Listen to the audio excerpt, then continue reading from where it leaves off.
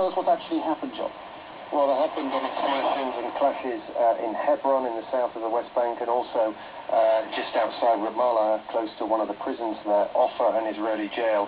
And you're right to say that this follows a week, really, of pretty high tension on the West Bank. We had large demonstrations on Thursday and Friday over the issue of 4 Palestinian hunger strikers who've been on hunger strike or intermittent hunger strike for several months. There were clashes there, a lot of injuries. And the death of Mr. Jaradat has really ratcheted up the tension a little. What do we actually know about what happened to Mr. Jaradat in prison? Well, we know that he was arrested last week on suspicion of throwing stones at Israeli soldiers. We know he's 30 years old, the father of 2.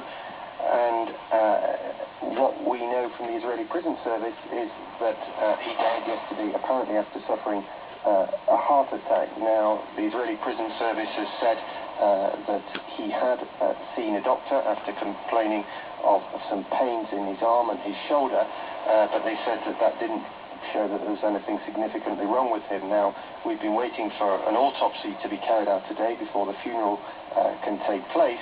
The suspicion of his family and also Palestinian officials here is that he died under interrogation.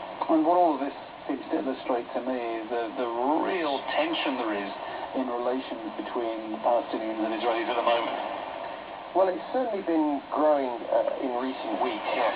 We've had these large demonstrations, and the issue of Palestinian prisoners is something that touches many Palestinian families. Most Palestinian families will know someone or have a relative who's been inside an Israeli jail.